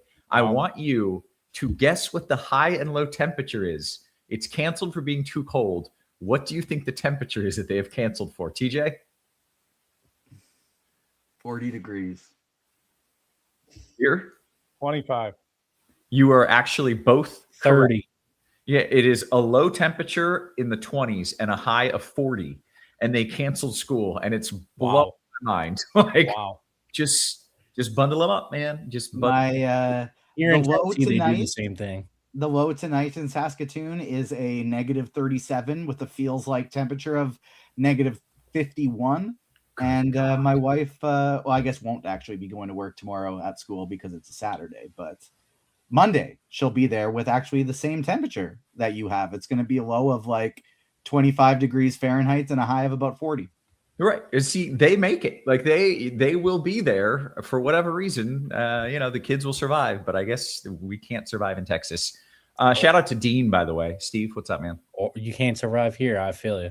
Yeah. They canceled school 2 days last year. Just wanted to go back on what you said. 2 days last year for a snowstorm that was coming, and then it didn't snow at all. But they canceled the school already. They're like, well, we can't change it now. Yeah, it's the worst. And that's really frustrating as a parent because like you're trying to get things done. Dean rubbing it in, currently 75 degrees where he is nice and warm and sunny in South Florida.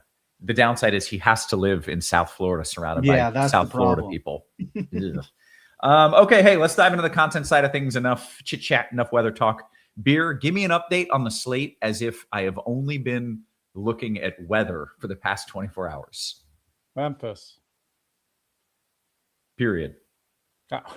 Memphis is going to be super highly owned. So, a lot of chalk coming out of that team.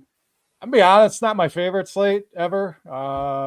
There's some ugly games in here. There's going to be some ugly value we're leaning on.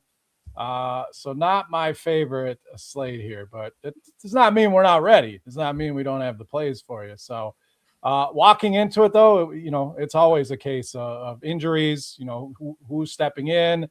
Some teams could be down. Memphis could be down 6 bodies or more, I think, tonight. So OKC dealing with some injuries. A couple big spreads. OKC 15.5-point favorites. Cleveland 12.5-point favorites. And it's a smaller slate than we would normally get on a Friday, just a 6-gamer. So, again, not my favorite, but we're here to help the people. We're here to make some money, and that's what we're going to do. Yeah. Okay. Very good. Well, let's dive into it. TJ, you can kick things off here. The little DK point guard talk. Yeah, let's do it. And like Beer said, it is a very Memphis focused day, and OKC is kind of the other one that is popping because they got a few guys out as well, and that's who we're looking at mostly at the point guard position on DraftKings as well, with Cam Spencer being the main guy. And I'm foolish because I just tried to refresh my page when people saying that maybe that pages aren't working for them, and that so I shouldn't hit refresh. That was a bad choice. That was a bad call. Yeah. That was a bad call. Let's see. Cam Spencer, the main guy you're going to be going with here. I'm playing him in about 80% of my lineups today. So a lot of Cam Spencer for me. Another Memphis guard that's going to be picking up a lot of ownership is Cedric Coward, but I'm realizing that he now only has shooting guard eligibility. And so Coward is your first choice. If you need to go cheap, you can go to some OKC players like Kason Wallace or Isaiah Joe, both projecting pretty well for salary saving options. Gillespie in the mid tier is fine. Peyton Pritchard with no Derek White projecting really well today. He's somebody that I'm going to try and get underweight to in tournaments, but am totally fine if somebody lands on in a cash game play. And then for spend ups, nothing wrong with some Cade, nothing wrong with some SGA. So I like both of those guys for tournaments. Very good. Beer, your thoughts at point? Yeah, Spencer really stands out. 5,700, no Ja Morant. He's going to be very highly owned. So I'm going underweight on him tonight. There's some Memphis pieces. I don't think we'll have quite the ownership that I'm more interested in. So for value, I think Kason Wallace at 4,200 makes a lot of sense. Jeremiah Fears at 4,900. Reed Shepherd at 4,800. I agree with TJ and Pritchard. I mean, White's out. He does see a pretty good boost. I'm going to throw Anthony Simons in here, who's not going to project very well, but I do like his ownership. We have seen some upside. I know it's been rocky. I know it's been rough, but not many guys in that pricing range that can give you his level of upside. So plenty of value at the position if you don't want to eat the chalk. Mid-range, I think Dyson Daniels at 6,900 makes for a decent pivot off of Pritchard as well. And then I agree. If you're spending Cade, fine. SGA, I worry a little bit about the blowout, but as we always talk about, in 3 quarters, this guy can get you there. So if you're choosing between one, and we may get this question, SGA or Cade, I'm going to give a slight edge to SGA. Much better matchup than what Cade's going to get against Houston. I just think, Cade coming back, maybe a little bit of rust, not trying to knock him down at all, but if you're spending, it would be SGA for me. Yeah. Okay. Very good. How about shooting guard, Beer?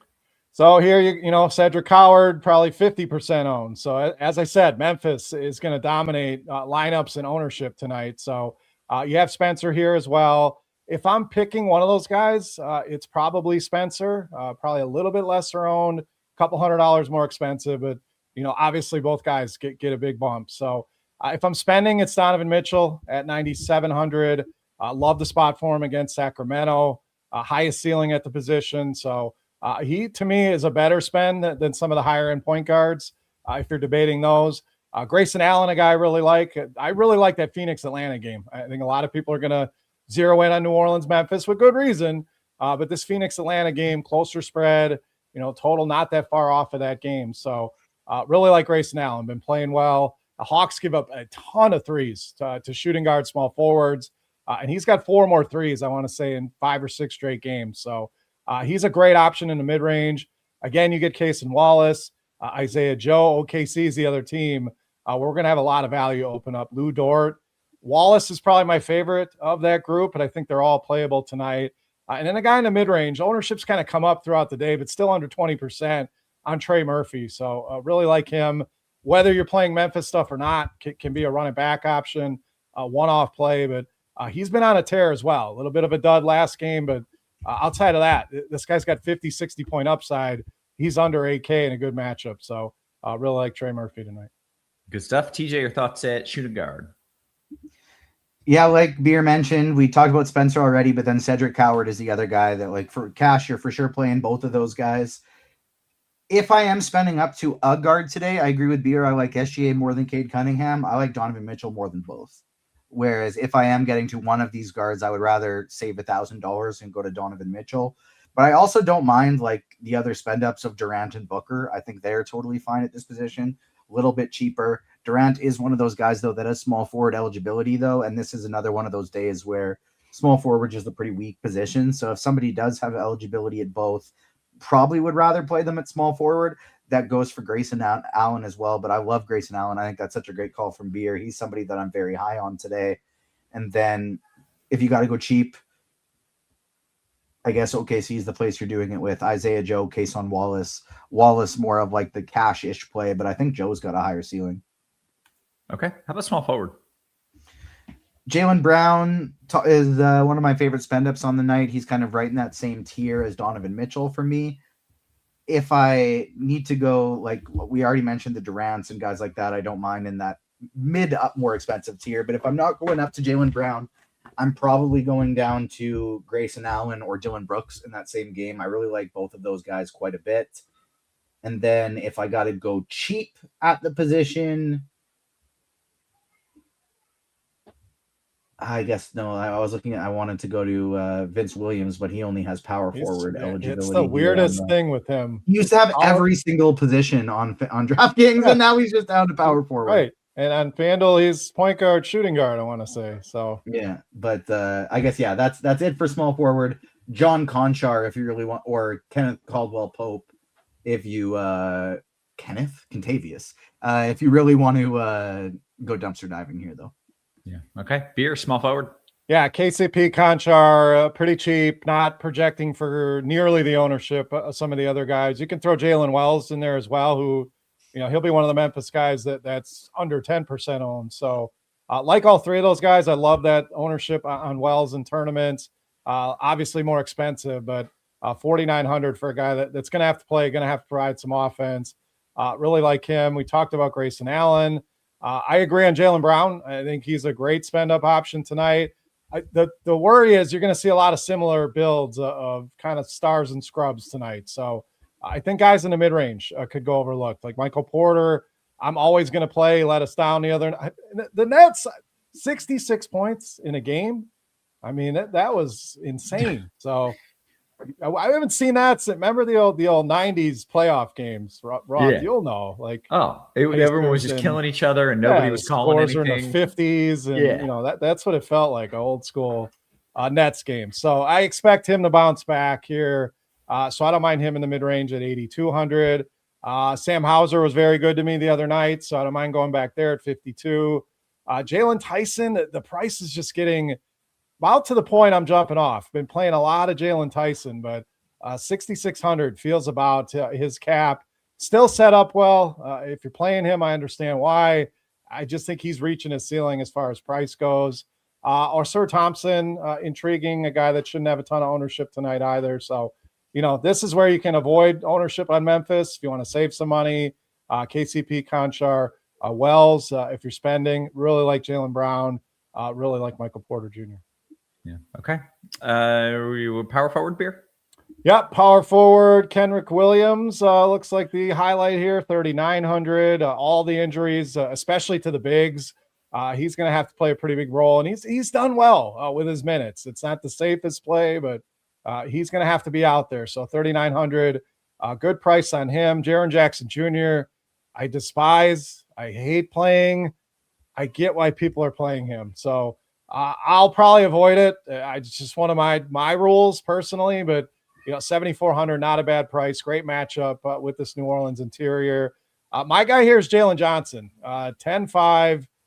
This is one of the priority spend ups for me tonight. I mean, this guy, we know he scores. He's had 31 rebounds in the last 2 games.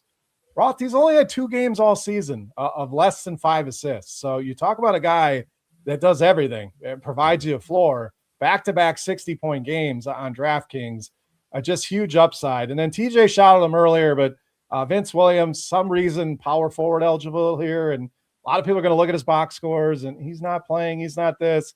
Look, they're down almost half of their team. Everybody, all hands on deck. He's going to have to play. He's a guy that's shown that same kind of upside in all the categories. I think he's a phenomenal value play tonight. Okay, very good. TJ, your thoughts, the 4? Yeah, Jaren Jackson Jr. definitely the cash game play, but like Beer said, it is a little scary to get there in tournaments at high ownership. So if you do want to get off of that in large field tournaments. No problem with that whatsoever. I like Şengün a fair amount as well. No problem with Mobley in that mid to more expensive tier. If I'm choosing between Mobley, Siakam, Holmgren, Zion as like a tournament pivot off of Jaren Jackson Jr., I think Mobley is probably my favorite one, with Holmgren too. But a lot of really good options kind of above 7,500 today. If you do want to go a little bit cheaper, like cheaper than Jaren Jackson Jr., Vince Williams is going to be my main guy. And then Kenrich Williams, probably my second choice. Okay. How about center? I think this is the strongest position on the slate, where there's not necessarily a bunch of different guys that I want to play. Like, I have bigger pools at different positions, but this is kind of the one that has most of the guys I feel most confident with. So I'll start kind of in reverse order, going with the cheap guys. Ahead of him, you have Jalen with an I Williams for OKC, who I think is going to be your cash play at the position today. He's nice and cheap. He's going to be my second highest owned player behind one of the Memphis guards. Which one did I have more of? Was it? I always mix up the two of their names with Coward and who's the other one? Spencer, thank you. Spencer and Coward. I always mix them up for some reason. Spencer's my highest owned player. Jalen Williams with an I is coming at number 2. He and Jock Landale are probably two guys that you're looking to get in cash today at the center position. And then if you do want to spend up, we've talked a little Şengün, Mobley. I don't mind either of those guys. Probably prefer saving a little salary with Mobley. But Jaren Jackson Jr., I'd rather play at power forward. And then I don't hate the idea of going to one of these other mid-tier centers like a Jalen Duren or an Onyeka Okongwu, Jared Allen in this spot as well. Last guy I'll throw out there is Mark Williams. Very volatile. That's why I think like he projects very well, but I still think you go Jalen with an I Williams and Landale in cash over a guy like Mark Williams, because even though he projects very well, he's just super volatile. So keep that in mind, that he does have an incredibly high ceiling, but a very low floor too. Yeah. Okay. Beer, a lot of options there at center. Who are you playing? Yeah, I agree with TJ. I think it's smart to go cheap here in your cash games, whether you want either Williams from OKC, Jalen or Kenrick. So both of those guys under 4K, both going to have to play minutes, and it's going to open up salary for you to spend up, obviously. So mid-range, Jock Landale has been solid in this role. They still are super beaten up by injuries, so 5,500, great price on him right now. Williams 53, like TJ said, I would save it for GPPs. I agree completely there. Not the safest floor, but we do know there is upside. If I'm spending, I do like some guys in the mid range.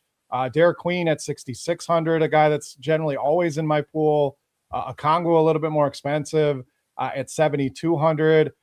You can get up to Şengün. I don't mind that, but if I'd rather save the money on Jalen Duren, obviously, at 7,700. So, or personally, $1,800 difference there, I think can mean a lot for you. So great value spot here, some great options in the mid-range. And it seems like ownership's gonna pool around mostly Williams, and Landale. Anything outside of that, you're really making your lineup different from most of the field. One more name I didn't mention, Keita from Boston. Like the spot for him tonight against Brooklyn. Okay, very good. Hey, we got to kick it over to FanDuel. We've got 18 minutes until lock, and we want to let you know that Pick Labs is where it's at, the newest RotoGrinders feature. Let you scan the best player prop bets and pick 'em bets in seconds. It all does it for you. Everything's broken down. It's great. Edges, win rates, value. Clean board shows you what plays stand out across sportsbooks and sites like Underdog and Prize Picks. You see something you like, Pick Labs builds it, the slip right there in the app, sends it to the book of your choice. It's phenomenal. We've got impressive people doing impressive things behind the scenes to, keep that cutting edge technology here that we are known for in the industry. Well, let's dive into FanDuel. Beer, you can lead us off with some point guard talk over there. All right, point guard, the Memphis guys, again, you can use Vince Williams. I would use him at shooting guard, Spencer. So those are the main Memphis guys here. The other chalk looking like it's going to be Peyton Pritchard, Donovan Mitchell, SGA. And then you mostly get everybody under 20%. So I don't want to spend a ton of time on those guys that are going to be chalk. I want to give you some options. that won't be. So Devin Booker, an attractive price over here at 8,500. Value, I mentioned Anthony Simons. It's not for everybody. Very risky, but 4,600 is a good price, and we're showing under 5% ownership. So really like that one. Casey Wallace, another value play at 4,500. The spend up here, again, the debate is SGA or Cade. I'm paying the extra 500 and going to SGA if I'm spending. And then Colin Gillespie, not an exciting name, but a guy that generally gets you there, does have some upside. And again, I really like that matchup with Phoenix and Atlanta tonight. Okay. TJ, point guard. Lineup HQ and the whole site working back normally for those that were having some trouble with it. Great. Spencer and Pritchard, two guys you're going to in cash games for sure. Vince Williams as well, only 3,800 here on FanDuel. Those are the three guys you lock in for cash. Your fourth is a little bit more up in the air, but I feel like Donovan Mitchell is probably going to be that guy too. Just these four, we're projecting the highest at the top here. Agreed, SGA over Cade if I am picking one of them. And then Colin Gillespie is somebody I don't mind at only 5,700. I didn't really like him just because I felt like he didn't have much of a ceiling over these past couple of weeks with Phoenix getting healthier, but his price has dropped now to the point that I actually think there is some meat on the bone again for tournaments. And then I know Beer brought up Anthony Simons before. He's only 4,600 on FanDuel, so I like him here a fair amount. Okay, very good. Let's go to shooting guard. Again, one of these spots that if you have small forward eligibility, play him there instead of the shooting guard position. But I do still want to mention Jaylen Brown because he does have that shooting guard eligibility. Outside of that, it's all the guys we've already talked about. Mitchell, Pritchard, Coward, Spencer, and then, throw in Coward and Brooks for me. And other than that, it's just like the same guys that we talked about at point guard. Yeah, okay. Beer? A lot of carryover here. So Jalen Tyson, I kind of besmirched his price on DraftKings. 5,800 is a lot more appealing over here on FanDuel. In fact, I think he's underpriced over here. So really like him.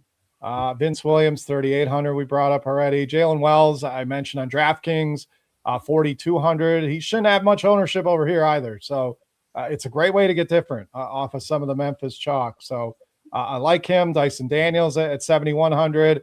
He's another one of those, not the safest floor, but you do like the upside that he can bring to the table. So I do like him. Then another cheapie, Duncan Robinson's been on a roll. I know that last game came without Cade, but he's shooting the ball well. He's playing a ton of minutes right now.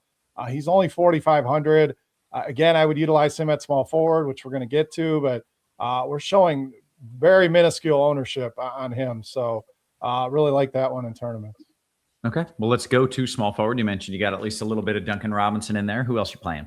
Yeah, Jalen Tyson, another carryover here. So, this is FanDuel has just gotten it's all the same name. So trying to find some names I didn't say already. Yeah. FanDuel used to be like you'd either love it or you hate it, but it was above all else a puzzle. It was a difficult puzzle because you played two per position. Everybody only had one positional eligibility spot. Now they just like have gone so much more aggressive than even DraftKings has on the positional eligibility. Like DraftKings is way harder to build than FanDuel is. FanDuel, you get to just literally do whatever you want because everybody can be played at every spot. Yeah, so it's a bit much in my opinion, but hey, it's the hand we're dealt. So Trey Murphy, attractive price over here as well, 7,800. I mentioned Sam Hauser, solid value on him at 4,300. Coward shouldn't be as highly owned over here on FanDuel at 59. It's still going to be right around 40%, but I think he's a great cash game option. As far as tournaments go, I think Lou Dort is interesting. We talk about all these OKC guys. I think there's some great value you can take advantage of there. I know TJ mentioned Dylan Brooks. Not a guy I play a ton, but this matchup I'm going to keep going back to Phoenix and Atlanta. I think we get a higher scoring game. Both, Atlanta plays fast, so Phoenix, a nice pace up spot for them tonight. And then Jalen Johnson, if I can cram him in here, small forward, and save my power forward spots, I absolutely love doing that. He's probably my favorite play. In fact, he is my favorite play and spend up on the slate tonight. Okay. TJ, your thoughts at the small forward spot? Beard, do I want, before I do that, Beard, should I play Kenrich Williams or Vince Williams as my last spot in DraftKings lineup? Kenrich's probably safer. And I would say Vince, nice high risk, high reward, GPP upside. Good point. Okay. Thank you. Hopefully I answered your question. FanDuel, Jaylen Brown is going to be my favorite spend up here. I do like Jalen Johnson as well, but I'll take the slight savings to Jaylen Brown, $700 if I can. Don't mind Trey Murphy here. Coward and Brooks obviously have that small forward eligibility. Here is Grayson Allen on FanDuel. A little bit more expensive than he is on DraftKings. Yep. Still think he's viable for tournaments, but nowhere near as exciting as he is over on DK.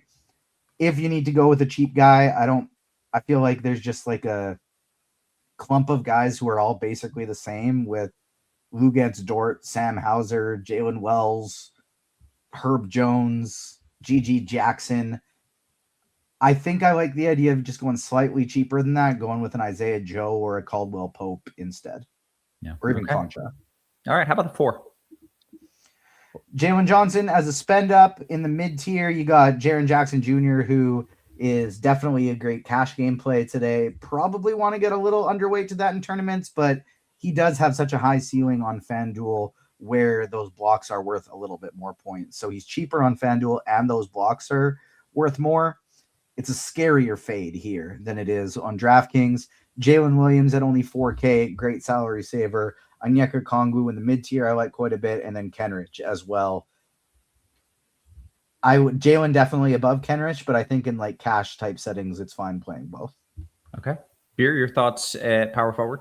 Yeah, you can absolutely play both of those guys. The Williams boys at 39 and 4,000. They're easily the best values at this position by far. If you want to pivot, Sam Hauser, like TJ mentioned, is in that same price range. Herb Jones. I do like GG Jackson. We talked about him on Wednesday, I believe. A guy that we have seen upside out of. We haven't gotten much this season, but it's all hands on deck. So I don't mind mixing in these Memphis guys that aren't going to be as popular. So he's in the pool. I want to play Chet Holmgren, but cash game's great. He gets you there. Rarely does he go out and put a huge number on the board. So I'll probably go underweight on Holmgren tonight. Not that he's drawn a ton of ownership, but it's definitely one guy that I'm looking to avoid. Other names, Okongwu, you can use a power forward, so I really like that. Evan Mobley against Sacramento. Don't mind that at all. And Jaren Jackson, it's an attractive price. I'm going to stop talking bad about him, but I'm underweighting him as well and hoping he doesn't blow up the slate. But like TJ said, great cash game option. He's too cheap at 7,200. Beer, any talk about Zion? We've had a couple people bring him up. Lippy says the Grizzly interior is weak and Zion will smash. Any interest there?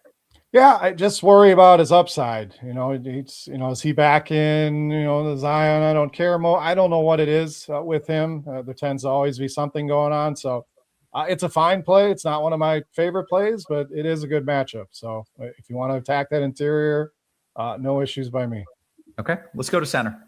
I really like Jock Landale here, 5,200. Great matchup for him as well against New Orleans. So he'll probably be chalk though. So pivots for me if I'm spending, it's going to be Jalen Duren at 7,500. Guys playing so well. It's a great pivot off of Jaren Jackson as well. Derek Queen, another guy if you want to save some money at 6,500. I like Okongwu I mentioned at 74, and then Keita at 55 has really been playing well. So there's ways to get off of it in cash games. I would just play Jock Landale and move on. Tournaments, if you want to get off of that, again, just gave you 4, 5, 6 guys all kind of in a similar price point, or guys if you want to spend up on to get a little bit different.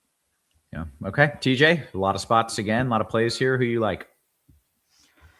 Yeah, I think Landale is probably my favorite one for like center only plays. I would rather get to him than Mark Williams. For cash, for sure. For tournaments, I do like the idea of going up to Mark Williams for half the ownership. Don't mind Jalen Duren here on FanDuel at only $7,500. Typically a guy that's got some nice block upside, so I don't mind getting to him in this on FanDuel whatsoever. Outside of those guys, like Jared Allen is fine, but I would probably just be staying with the cheap guys with Jalen Williams, Landale, and Mark Williams personally. Yeah. Okay.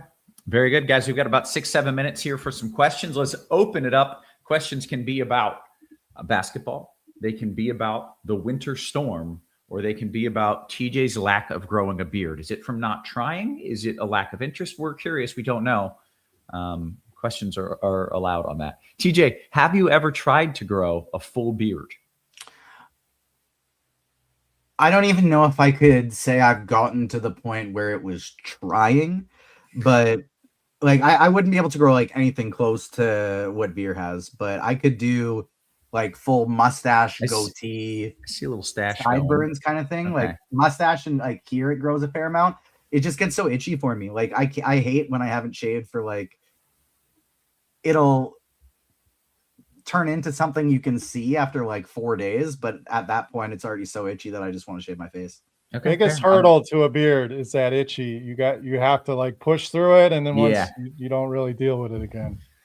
Okay, let's get to the other QQs. Beer, your favorite FanDuel GPP spend up and your favorite low owned value on FanDuel. I really like Jalen Johnson. So whatever his ownership is to me is not high enough. Favorite low owned value. Wanted to say Vince Williams, but his ownership really came up. I'm going to say Gigi Jackson. I think he plays well tonight. Okay. TJ, I'm leaving 600 on my SGE right now. Was it a single game entry? Thoughts on that? That's fine. Yeah. Okay. TJ, DK Cash, Triple J and Murphy or Pritchard Mobley? First one. Beer, FanDuel cash question. It's a 2v2. Hauser, Mobley, or Durant and Jay Williams?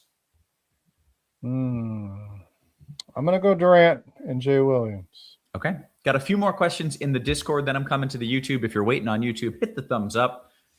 Not because it will help you get your questions answered any earlier. It's just the right thing to do for free content. Beer, why is Carlson and Garza so owned tonight on DraftKings? I was wondering the same. So, I mean, Carlson, he's been okay, but guys coming back could adjust his minutes, his projection, his production. And Garza is just a guy for 1.5% ownership on DraftKings.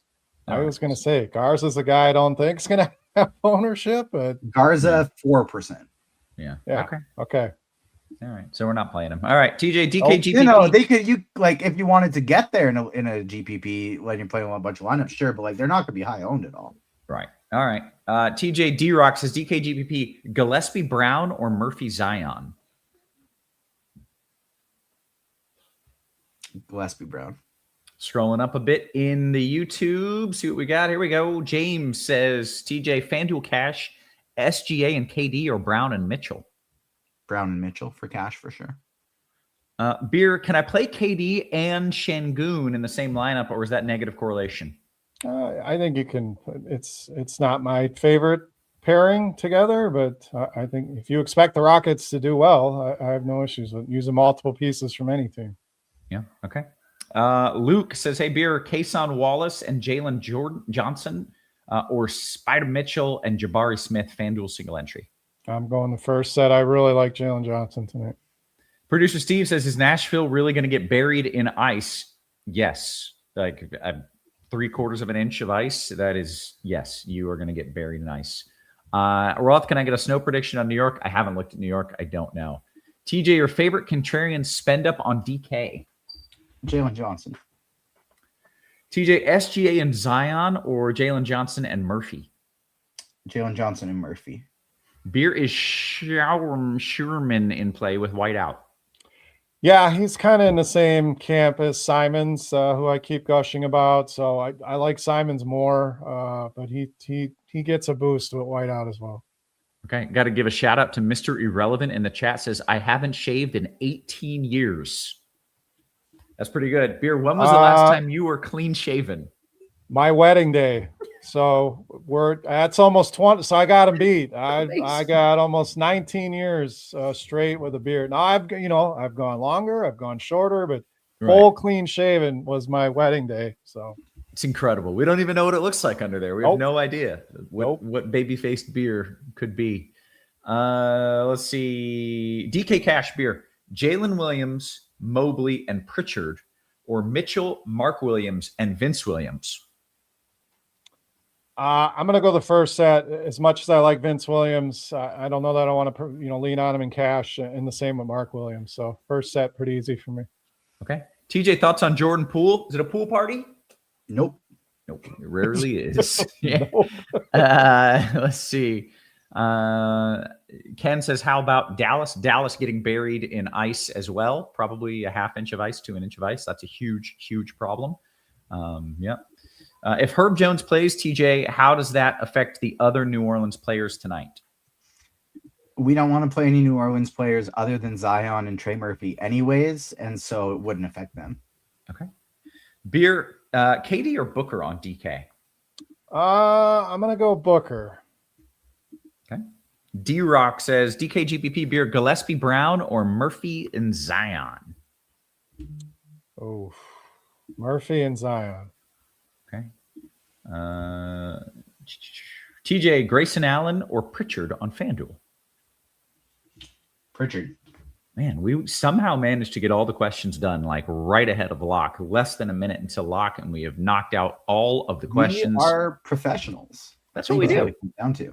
It is literally, we do get paid to do this. We are indeed professionals, silly as it sounds. If you got any last minute questions, last second questions, you can get them in. If not, I want everybody to be safe out there. I know that winter storm impacting a lot of folks. I know TJ thinks that is hilarious for me to say because, 25 degrees here and it's negative 40 where he is, but be safe no matter what. With that, we have hit the lock by the time I say this and it gets, yep, there it is. Okay. So for TJ, for Beer, and for our wonderful production crew, always working hard behind the scenes, guys, we appreciate you. We love you, and we will catch you tomorrow. You have been crushed.